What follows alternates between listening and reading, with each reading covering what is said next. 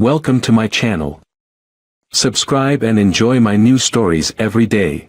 The coolness of the spring morning was a stark contrast to the warmth of the excitement bubbling within me as Ida, with trembling hands and a cautious smile, handed me the pregnancy test.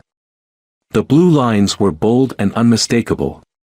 "We're going to have a baby," she whispered, her voice a mixture of fear and delight. I felt my heart swell in my chest, a reaction that surprised me. We had always agreed, no kids, not in this economy, not in this world. Yet, the news of impending fatherhood ignited something unfamiliar but pleasant inside me. I wrapped my arms around her, my mind racing with visions of family picnics and teaching a little one to ride a bike. But as days turned into weeks, Aida's behavior started to seed doubts in my mind. She became secretive with her phone, her nights out grew longer, and there was a persistent, nagging tension that she masked with smiles too strained to reach her eyes. One night, plagued by a growing suspicion that gnawed at my gut, I returned home earlier than usual. The house was unusually quiet, the kind of silence that screamed that something was amiss. My heart hammered in my chest as I pushed open the door to our bedroom. The scene before me froze my blood, Ida, in our bed, with someone else. Their tangled sheets and flushed faces told stories of betrayal that no words could. The man bolted upright, his expression morphed from shock to defiance as he recognized me. Aida's face crumbled into despair. "How long?" My voice was cold, stripped of emotion, as I stared at the man who was the father of the child my wife was carrying. "It's not what it looks like, Mark." Aida's plea was desperate, her eyes pleading for understanding. But all I saw was betrayal. The days that followed were a blur of rage and retribution. I was methodical, cutting off her access to our bank accounts, canceling her cards, watching her once comfortable life crumble with calculated coldness. Her tears and apologies became white noise as I dismantled the life we had built together. The divorce papers were signed with a shaky hand, her once bright eyes dim with loss. As she left our home for the last time, suitcase in hand, defeated, I felt a hollow victory. I had avenged my heart, but at what cost? As I stood in the doorway, watching her disappearing figure, I knew this was just the beginning. The road to healing was long, and the shadows of betrayal lingered, stretching out before me like an endless night. The plot had just begun to unfold. The crisp air bites at my cheeks as I locked the front door behind me, the click of the lock echoing the finality of my decision. I slide into the driver's seat of my car, the leather cold against my skin. As I start the engine, my phone buzzes, an unknown number flashing on the screen. "Hello." My voice is cautious, the recent events making me wary of every unknown. "Mark, it's me," a male voice says, hesitantly. "It's Evan, Aida's brother. We need to talk. It's about Ida." Evan and I had always maintained a respectful, if distant, relationship. Now, his voice carries a tone of urgency that pricks at my curiosity. "Where are you?" "At the old cafe on 5th. Please, it's important." Minutes later, I push open the cafe door, the familiar jingle of the bell sounding more ominous than welcoming. Evan sits in the corner, his face drawn and pale under the dim lighting. As I approach, his eyes meet mine, filled with a mixture of sympathy and something else, fear. "Thanks for coming," he says, gesturing to the seat opposite him. "What's going on, Evan?" I ask, cutting straight to the chase. He sighs, rubbing his temples. "It's Ida. She's in trouble, Mark. Since you kicked her out, she's been crashing on my couch. But last night, she didn't come home. She's not answering her phone, and I'm really worried." The news tightens something in my chest. Despite everything, hearing that Ida might be in danger sends a jolt of concern through me. "Evan, why come to me? After everything she's done?" My voice is harder than I intend, a shield against the resurgence of old wounds. "Because she was terrified, Mark. Before she disappeared, she was getting threats from someone. I thought you should know," considering your history. Threats?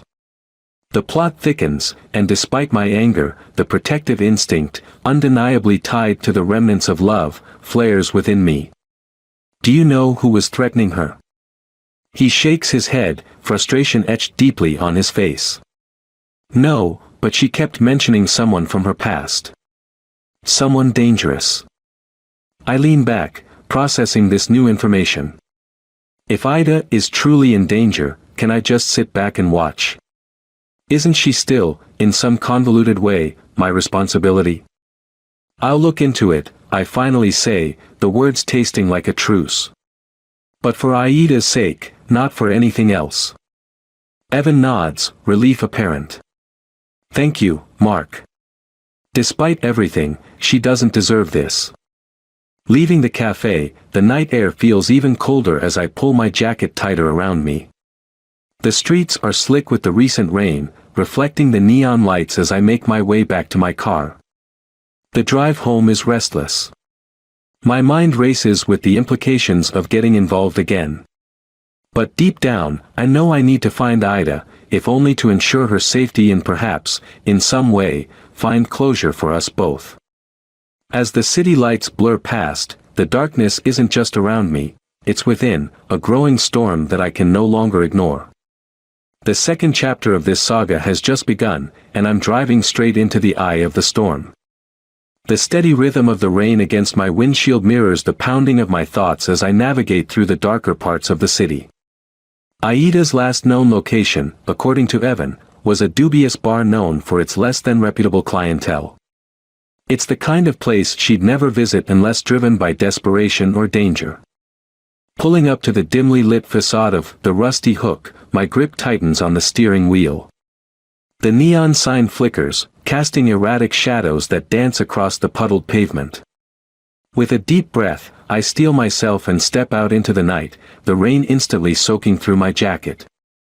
Inside, the bar is a cacophony of clinking glasses and slurred laughter. I make my way through the crowd, scanning for any sign of Ida or someone who might know her whereabouts. The bartender, a burly man with a scar tracing down his cheek, catches my eye. I'm looking for someone, I shout over the music, showing him a picture of Ida on my phone. His eyes narrow as he takes in the image, then he nods toward the back corner. Seen her a couple nights ago. Looked troubled. Didn't talk much, just drank, he yells back, his voice gruff. Did she meet anyone? I press, my voice urgent. Yeah, some guy. Didn't look like good news. They left together. Didn't seem happy about it. A chill runs down my spine as I thank him, my mind racing with possibilities. Exiting the bar, I decide my next move needs to be calculated. If Ida is involved with dangerous people, charging in recklessly could worsen things for both of us.